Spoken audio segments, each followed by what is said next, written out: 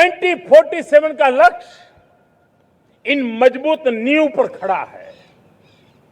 2047 विकसित भारत का लक्ष्य हमने पिछले 10-12 साल में देशवासियों ने जो सामर्थ्य दिखाया है, उस सामर्थ्य का हिस्सा है। और इसलिए मेरे प्यारे भाइयों बहनों, सदी का 1/4 हिस्सा बीत चुका है और अगला 1/4 हमारे लिए अत्यंत महत्वपूर्ण है।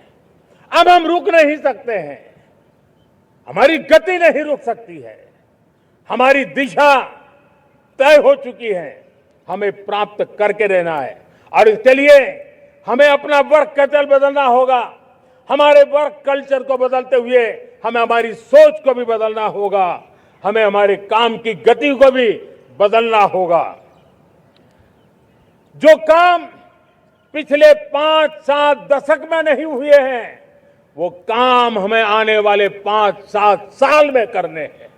और मेरा भरोसा है मेरे देश की युवा शक्ति पर, मेरे देश के नौजवानों पर, मेरे देश की माताओं को बहनों पर, मेरे देश के किसानों पर, मेरे देश के मजदूरों पर कि हम इस सपने को साकार कर सकते हैं। और इसलिए हमें रिफॉर्म की गति को भी आगे बढ़ाना है। और जब मैं रिफॉर्म की बात कर रहा हूं, रिफॉर्म नहीं हमारे लिए कोई कंपल्सन है, नहीं रिफॉर्म ये हमारे के लिए कोई बजबड़ है। हमारे लिए रिफॉर्म ये कन्विक्शन है। आउट ऑफ कन्विक्शन हम रिफॉर्म एक्सप्रेस पर चल पड़े हैं और हम आने वाले दिनों में भी नेक्स्ट लेवल रिफॉर्म की ओर बढ़ने वाले हैं। और इसलिए सरकार, समाज, उद्योग, उत्पादक, किसान, हर किसी ने अपनी ट्रेडिशनल व्यवस्थाओं में रिफॉर्म करना पड़ेगा, सोच में रिफॉर्म करना होगा, अपने लक्ष्यों को रिफॉर्म करना होगा। और इसलिए मेरे प्यारे देशवासियों, हमें एक निश्चित दिशा में को लेकर के चलना होगा। मैं आज उस युग को भी याद करना चाहूंगा जब देश भारत का सामर्थ्य सप्त सिंधु के रूप में हम जानते थे, हम समझते थे, हम सुनते थे। अब विकसित भारत बनाने के लिए हमें नई धारा चाहिए। आज लाल किले की प्राचीर से मैं देश के सामने शक्ति की सप्त धारा का आवाहन करता हूं। आने वाले 5-7 साल में जो पिछले 5-7 दशक में नहीं हुआ, वो सप्त धारा के सामर्थ्य से, शक्ति से हम देश को नई ऊंचाई, नई गति देंगे और नए लक्ष्यों को पार करने वाला सामर्थ्य देंगे। और इसके साथ साथ देश की युवा शक्ति का सामर्थ्य का भरपूर राष्ट्र निर्माण में उपयोग होगा, उनकी शक्ति जोड़ी जाएगी। आने वाले दिनों में जब मैं सप्तधारा की बात करता हूं, सप्तधारा की पहली शक्ति है मैन्युफैक्चरिंग पावर। मेरे प्यारे देशवासियों, हमें मैन्युफैक्चरिंग सेक्टर को बहुत आगे बढ़ाना होगा और प्रोडक्शन बढ़ाने के साथ साथ हमें छोटे छोटे पुर्जे भी बनाने हैं और बड़े बड़े प्रोडक्ट भी बनाने हैं। पूरा वैल्यू चेन हमारा होना चाहिए और उसे लेकर के चलना। हमें कंपोनेंट भी चाहिए और हमें कंप्लीट मैन्युफैक्चरिंग भी चाहिए, कंप्लीट प्रोडक्ट भी चाहिए। डिजाइन से लेकर मैन्युफैक्चरिंग तक भारत को ग्लोबल सप्लाई चेन का भरोसामंद केंद्र बनना होगा। इसके लिए मैं 3 चीजों पर विशेष जोर देना चाहता हूं। मैन्युफैक्चरिंग के क्षेत्र में जो मेरे भाई बहन हैं, ये समय का ये अवसर है, इस अवसर को जाने मत दें। और इसके लिए हमें कॉस्ट, क्वालिटी और स्केल, इसके विषय में वैश्विक मानदंडों से खरा उतरना पड़ेगा। हमारी फैक्ट्रीज कॉम्पिटिटिव हो, हमारे प्रोडक्ट्स यूजर फ्रेंडली हो, हमारा पैकेजिंग दुनिया के लोगों को लुभावने वाला हो, आकर्षित करने वाला हो, हमारा जीरो डिफेक्ट प्रिसिजन मैन्युफैक्चरिंग ये हमारी पहचान बनना चाहिए। हर मैन्युफैक्चरर हर एंटरप्रेन्योर, हर एमएसएमई से मैं कहना चाहता हूं, ग्लोबल मार्केट में हमारी पहचान विश्वसनीयता और गुणवत्ता के आधार पर होनी चाहिए। क्वालिटी के संबंध में नो कॉम्प्रोमाइज, और इसलिए हमारा मंत्र क्वालिटी क्वालिटी क्वालिटी होना चाहिए। यही हमारा ग्लोबल ब्रांड वैल्यू बनेगा।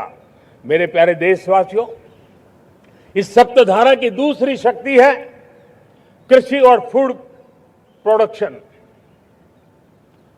Food processing. हमें इस दिशा में आगे बढ़ना होगा। हमारे किसानों ने, अब दुनिया के बाजार खुल चुके हैं, एफपीए के कारण हमें एक बहुत बड़ा मार्केट मिल रहा है। हमें वहां पहुंचना है, हमें उस जगह को हाथ लगाना है। हमें खेत से लेकर एक्सपोर्ट मार्केट की ओर जाना होगा। हमारे पारंपरिक खान पान हो, हमारे मिलेट्स हो, हमारे मसाला हो, हमारे फल हो, फूल हो, क्या कुछ नहीं है हमारे पास, वो ग्लोबल ब्रांड्स बनने चाहिए। हमारे किसान केमिकल फ्री खेती को बल देंगे, दुनिया में इनकी मांग और बढ़ने वाली है। और जो ग्लोबल पैरामीटर्स के अंदर हर प्रकार से सिद्ध होने वाले हमारे एग्रो प्रोडक्ट होंगे, तो दुनिया में हम आसानी से पहुंच पाएंगे। मेरी सप्तधारा की तीसरी शक्ति है टेक्नोलॉजी और इनोवेशन। मेरे प्यारे देशवासियों, आज जमाना एआई का है, क्वांटम का है, स्पेस का है, रोबोटिक्स का है, डेटा सेंटर्स का है। पूरी तरह एक नया क्षेत्र खुल चुका है। और इमर्जिंग टेक्नोलॉजी ये भी हर पल हमें चुनौती दे रही है। और इसलिए देश को दुनिया के लिए मार्केट नहीं बना देना, हमें इनोवेशन का हब बनना है। हमने यूपीआई और डिजिटल पब्लिक इंफ्रास्ट्रक्चर में लोहा मनवा लिया है, हमारी ताकत का परिचय करवा दिया है।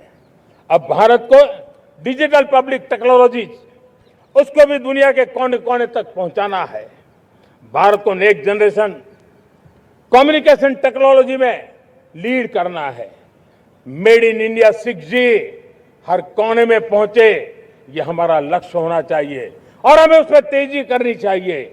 और इसके लिए हमारा प्रयास कम नहीं होना चाहिए। सप्तधारा की चौथी शक्ति है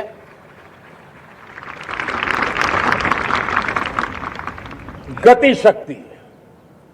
ये गति शक्ति, देश के अंदर सीमलेस फास्ट कनेक्टिविटी पर हमें बल देना होगा। शहरों को हाई स्पीड रेल से हमें जोड़ना होगा। मॉडर्न हाईवे चाहिए, इनलाइन वाटरवेज चाहिए, एयरपोर्ट चाहिए, मल्टी मॉडल लॉजिस्टिक की व्यवस्था चाहिए। हमें पोर्ट को सिर्फ सामान उतारना चढ़ाने की जगह नहीं, दुनिया के शिप्स आकर के लंगर हो जाए इतना नहीं, हमें हमारे पोर्ट्स को पोर्ट लेड डेवलपमेंट ग्रोथ की दिशा में हमें आगे बढ़ना होगा। हमारी पांचवी शक्ति है सप्तधारा की, वो है रक्षा शक्ति। और ये रक्षा शक्ति का महत्व हर प्रकार से है। मेरे प्यारे देशवासियों, डिफेंस में आत्मनिर्भर होना अब भारत ने अनुभव कर लिया, दुनिया ने अनुभव कर लिया है। इसके बिना कोई चारा नहीं है। विश्व जब अपनी अपनी ही सोच रहा है, तब भारत विश्व के लिए बाजार बन करके नहीं रह सकता है। हमें डिफेंस के क्षेत्र में आत्मनिर्भर होना होगा।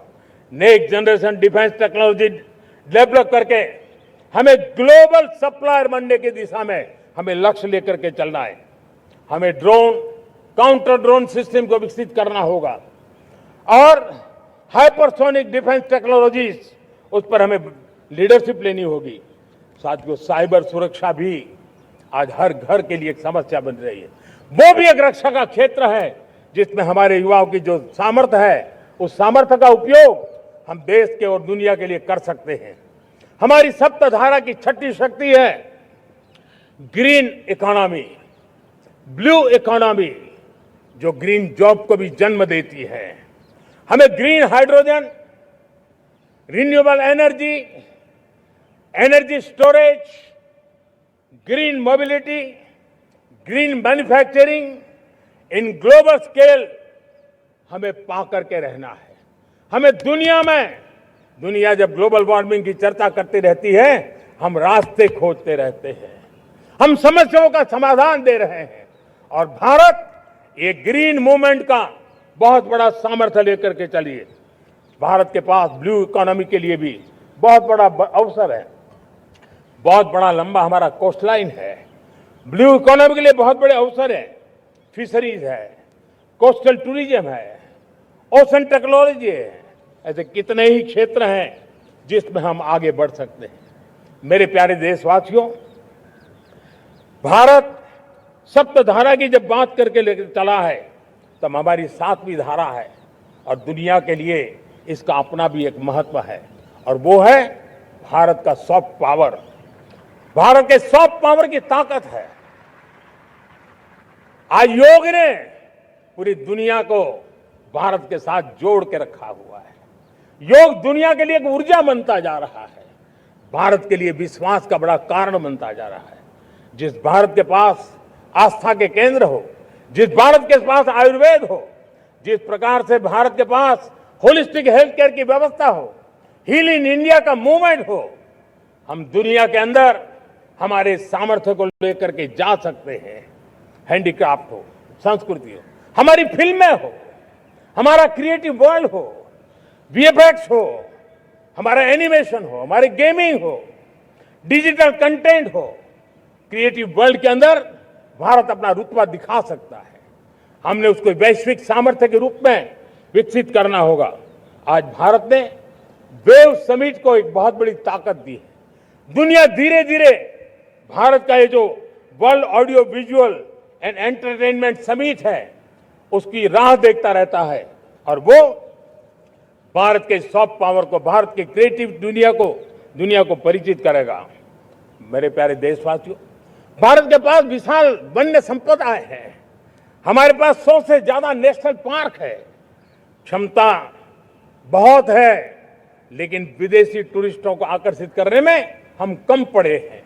हमें मौका है हमारे सॉफ्ट पावर के माध्यम से दुनिया के टूरिस्टों को भारत के लिए आकर्षित करने का। हमारा सामर्थ्य में दुनिया को दिखाना है। हम ये काम आरा से करें और हम जल्द से जल्द हम इन लोगों, आज दुनिया में स्पोर्ट्स की जो है वो भी एक बहुत बड़ा भारत के प्रति आकर्षण का केंद्र। दुनिया के स्पोर्ट्स इवेंट भारत में क्यों ना हो। कॉन्स्टेंट इकोनॉमी बहुत बढ़ रही है। देश के नौजवानों का आकर्षण है। विश्व का हर कोई कलाकार चाहता है कभी न कभी भारत की धरती पर अपना कॉन्सर्ट करे। ये एक बहुत बड़ा अवसर है। हमें इसको मोबिलाइज करने के लिए व्यवस्थाएं खड़ी करनी होगी। साथियों, सप्तधारा की इन 7 शक्तियां उद्देश्य सिर्फ एक सेक्टर में प्रगति करने का नहीं है। एक होलिस्टिक अप्रोच के साथ हमें राष्ट्र को जो लक्ष्य लेकर के हम चल रहे हैं, जो एम्बिशन लेकर के चल रहे हैं, उस स्केल को हमें पार करने की दिशा में काम करना है। मेरे प्यारे देशवासियों, कुछ चीजें मैंने बताई हैं, लेकिन मैं इससे भी आगे सोचता हूं। मैं जरा देश को झकझोरना चाहता हूं। मैं देश की शक्ति को भी झकझोरना चाहता हूं। देश यानी सिर्फ सरकार नहीं होती है। देश यानी हर नागरिक जुड़ता है। क्या हम सोच नहीं सकते कि फॉर्च्यून 500 की चर्चा तो बहुत सुनते हैं। आने वाले एक दशक में इन फॉर्च्यून 500 में 50 कंपनियां भारत की क्यों न हो, ये लक्ष्य हमारा क्यों न होना चाहिए। आज बैंकिंग सेक्टर फल फूल रहा है। दुनिया की टॉप बैंक के अंदर भारत की बैंक का झंडा भी क्यों न फहरता हो। भारत की बैंक भी टॉप बैंक 5 बैंक में भारत की भी एक बैंक होनी चाहिए। भारत की फार्मा की दिशा में हमने बहुत काम किया है, लेकिन समय की मांग है कि दुनिया की 5 बड़ी फार्मा कंपनियों में भारत की भी 1-2 फार्मा कंपनियों का नाम गूंजना चाहिए। भारत उसमें अपना स्थान बनाना चाहिए। लॉ फर्म्स होते हैं, रेटिंग एजेंसी होती है। क्या समय की मांग नहीं है कि ग्लोबल लीडरशिप अब हमारे हाथ में होनी चाहिए। टैलेंट है, सामर्थ्य है, हमारा लंबा इतिहास भी है, भाषाओं पर हमारा प्रभुत्व है। हमें विश्व में पहुंचना चाहिए। हमारी कोई कंसल्टिंग फर्म, अकाउंटिंग फर्म दुनिया के टॉप फर्म्स के अंदर क्यों नहीं होनी चाहिए। भारत की टेक्नोलॉजी कंपनियां दुनिया के अंदर सिरमौर हो, यह हमारा लक्ष्य होना चाहिए। हमारे ऐसे ब्रांड हो जिससे दुनिया आकर्षित होती हो, हमारे ब्रांड हमारे देश की पहचान हो और विश्व के लिए एक डेस्टिनेशन बन जाए, उस दिशा में हमें काम करना है। और इसके लिए मैं राज्य सरकारों को कहना चाहता हूं, मैं स्थानिक स्वराज की संस्थाओं को कहना चाहता हूं, भारत सरकार का भी यह दायित्व है कि हमें हमारे रिफॉर्म की गति बढ़ानी होगी। हमें 2047 के लक्ष्य के अनुरूप हमारी व्यवस्थाओं को विकसित करना होगा। हमें बीते हुए काल के नीति नियमों से नहीं चल सकते, हमें आने वाले सपनों के हिसाब से नीति नियमों को गढ़ना होगा। और इसको अगर हम करेंगे तो मुझे पूरा विश्वास है और मैं देशवासियों को भरोसा देता हूं, इसी रास्ते मेहनत में कोई कमी न करते हुए हम विकसित भारत का सपना पार करके रहेंगे। हमें सबको मिलकर के चलना है, केंद्र सरकार हो, राज्य सरकार हो, इंडस्ट्री हो, हम सब ने मिलकर के आगे बढ़ना है। हमें रिफॉर्म्स करते रहना है, रिफॉर्म्स को आगे बढ़ाते रहना है। और मैंने पहले भी कहा था, हम रिफॉर्म कंपल्सन से नहीं, कन्विक्शन से कर रहे हैं, लक्ष्य को प्राप्त करने के लिए कर रहे हैं। मेरे प्यारे देशवासियों, जब मैं विकसित भारत की बात कर रहा हूं, देश को तेज गति से आगे बढ़ाने की बात कर रहा हूं, उसका सबसे बड़ा लाभार्थी कौन है? इन सारे प्रयासों का सबसे बड़ा साधक कौन है? अगर साधक है तो मेरे देश का युवा है, मेरे देश की युवा शक्ति है। विकसित भारत की यात्रा में युवाओं की बहुत बड़ी भूमिका है। इतना ही नहीं, विकसित भारत का सबसे बड़ा लाभार्थी भी मेरे देश का युवा है। और इसलिए हमें विकसित भारत के लक्ष्य को युवाओं के साथ जोड़ करके आगे बढ़ाना है। युवाओं हमारी सर्वोच्च प्राथमिकता के साथ हमें आगे बढ़ना है। साथियों, पिछले 10-12 साल में उस दिशा में बहुत कुछ हुआ है। स्टार्टअप इंडिया अभियान, आज पूरे देश में 2.5 लाख से ज्यादा रजिस्टर्ड स्टार्टअप बन गए। देश के नौजवान खुद तो काम कर रहे हैं, अनेकों को रोजगार दे रहे हैं। 1 लाख करोड़ रुपया इनोवेशन फंड भारत सरकार ने घोषित किया है। मैं देश को, नौजवानों को कहना चाहता हूं, आप अपने सपनों को लेकर के आइए, संसाधनों की कमी नहीं रहने देंगे। 1 लाख करोड़ रुपया आपके दिल दिमाग को सामर्थ्य देने का एक व्यवस्था हमने कर दी है। रिसर्च के नए अवसर मिले, डिजिटल इंडिया के नए सस्ते डेटा, ये युवाओं को सशक्त किया। दुनिया में सस्ता डेटा कहीं है तो भारत की धरती पर है। और देश के नौजवानों को उसने नई ताकत दी है। स्किल इंडिया हमने नेशनल प्रोग्राम बनाया है। स्पेस सेक्टर को हमने ओपन कर दिया। नेशनल ड्रोन पॉलिसी हमने बनाई है। खेलो इंडिया पॉलिसी बनाई है। 35 वर्षों तक एजुकेशन पॉलिसी नहीं थी, नई एजुकेशन पॉलिसी लेकर के आए हैं। और इसका फायदा मिडिल क्लास के परिवारों को हुआ है। साथियों, 2004 से 14 आंकड़ा मुझे देना चाहिए आपको। 2004 से 14 हमारे देश में 350 से भी कम यूनिवर्सिटी थी और आज 10-12 साल के भीतर करीब 650 नई यूनिवर्सिटी जुड़ चुकी है। करीब 1000 का आंकड़ा हम पहुंच रहे हैं। 2014 के पहले मेडिकल की सिर्फ 400 सीटें हुआ करती थी, आज करीब 850 सीटें मेडिकल की हो रही है। इतना ही नहीं, अब विदेशी यूनिवर्सिटी भी भारत की धरती पर आ रही है। भारत के अंदर विदेशी यूनिवर्सिटी की डिग्री मेरे नौजवान को मिले, इसका प्रबंध भी हो चुका है। हमारे देश के युवा मन बचपन से ही टेक्नोलॉजी की तरफ आकर्षित हो, उस दिशा में हम काम कर रहे हैं। और इसलिए हमने करीब 10,000 से अधिक अटल टिंकरिंग लैब छोटे छोटे बच्चों के हवाले कर दी है, ताकि उनका इनोवेशन और टेक्नोलॉजी के अंदर उनका मन बने। 12 वर्ष युवा, हमने अनेक रास्ते खोले। हम स्टार्टअप ओपन कर दिया, आपने देखा होगा। भारत के प्राइवेट स्टार्टअप 28 साल की एवरेज उम्र के बच्चों ने, नौजवानों ने दुनिया में पहले ही ट्रायल में अपना सैटेलाइट लॉन्च कर दिया और रॉकेट लॉन्च कर दिया। उन्होंने बहुत बड़ा काम कर दिया साथियों। आज करीब 2.5 लाख से ज्यादा रजिस्टर्ड स्टार्टअप है। हमने पिछले दिनों एआई इंपैक्ट समिट किया था। एआई का विस्तार बहुत तेजी से बढ़ रहा है। लाल किले से मैं देश के नौजवानों के लिए घोषणा करना चाहता हूं। हमने तय किया है कि आने वाले 1 वर्ष में 1 करोड़ युवाओं को एआई स्किल के लिए ट्रेनिंग देने का हम काम करेंगे, ताकि हमारा देश का नौजवान एआई की दुनिया में भी नेतृत्व करने का सामर्थ्य। मेरे साथियों, बायो इकोनॉमी एक नया क्षेत्र है।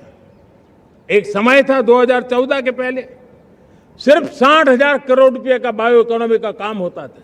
मेरे देश के नौजवान, आपने क्या कमाल कर दिया है। देखिए, नीतियां जब सही होती है, लक्ष्य जब साफ होता है, तो मेरे देश के नौजवान कैसा करके थे। बायो इकोनॉमी में देश की युवा शक्ति ने सामर्थ्य दिखाया है। 2014 के पहले जो 60,000 करोड़ का कारोबार था, आज वो कारोबार बायो इकोनॉमी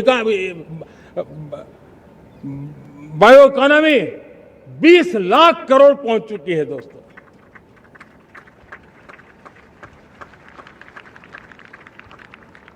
दो 2009-10 का कालखंड था, सिर्फ 25 लाख इलेक्ट्रिक व्हीकल हमारे देश में बिके थे। 1.5 लाख इलेक्ट्रिक व्हीकल बिके थे 2009-10 में। 1.5 लाख इलेक्ट्रिक व्हीकल। इस 25-26 में 25 लाख इलेक्ट्रिक व्हीकल बिके हैं। मेरे प्यारे देशवासियों, एविएशन सेक्टर भी मेरे नौजवानों के लिए बहुत तेजी से आगे बढ़ रहा है। नए एयरपोर्ट, नए रूट, नए नए रोजगार के अवसर बना रहे हैं। मेंटेनेंस, ओवरहॉलिंग, इसके भी कारण देश में बहुत बड़ी मात्रा में स्किल मैन पावर को काम मिल रहा है। मेड इन इंडिया हवाई जहाज बनाने की दिशा में हमने सफलता पाई है। Made in India defence transport aircraft C295 already अपनी उड़ान भर चुका है, सफल उड़ान भर चुका है। ये देश के नौजवानों के लिए, मेरे साथियों, ड्रोन ने भी बहुत बड़ा काम किया है। स्वामित्व योजना, गांव में ड्रोन से स्वामित्व योजना सफल हो रही है। करीब 3.25 करोड़ परिवारों को स्वामित्व योजना का लाभ मिला है और इसके कारण 140 लाख करोड़ रुपए जैसी संपत्ति अनलॉक हुई है, जिसके कारण बैंक से लोन मिल सकता है, लोग अपना कारोबार कर सकते हैं। मेरे प्यारे देशवासियों, हमारे मध्यम वर्गीय परिवारों के सामने एक बहुत बड़ा बोझ बन चुका है कोचिंग क्लासेस की स्पर्धा। हर माँ बाप को लग रहा है कि कोचिंग क्लास में बच्चे को नहीं भेजा तो हम प्रतिष्ठित परिवार नहीं है। इन गरीब और मिडिल क्लास परिवारों की हम चिंता करते हुए हजारों करोड़ रुपए का उनका खर्च है वो भी बचे, बेटे भी अपने आसपास रह सके, उनकी देखभाल हो सके, परिवार पर आर्थिक बोझ ना आए। और इसलिए हमने युवाओं के लिए विभिन्न परीक्षाओं की फ्री ऑनलाइन कोचिंग हमने करने का निर्णय किया है। डिजिटल पब्लिक इंफ्रास्ट्रक्चर है, हमारे पास उत्तम टैलेंट है, टीचर्स हैं। उन संसाधनों को जोड़ करके हम देश के नौजवानों को फ्री कोचिंग देने का एक पूरा नेटवर्क हम खड़ा करने वाले हैं। मेरे प्यारे देशवासियों, मैं हमेशा कहता आया हूं, जो खेले वो खिले। जब मैं खेले वो खिले की बात कर रहा हूं, तब मेरे प्यारे देशवासियों, आज भारत खेल की दुनिया में अपनी जगह बना रहा है। अब खेल के पोडियम में भारत का राष्ट्रगीत सुनाई देता है, भारत का राष्ट्रगान सुनाई देता है, भारत का तिरंगा झंडा लहराता दिखाई नजर आ रहा है। टॉप्स योजना ने बहुत बड़ी सफलता पाई है। खेलो इंडिया गेम्स, यूनिवर्सिटी गेम्स,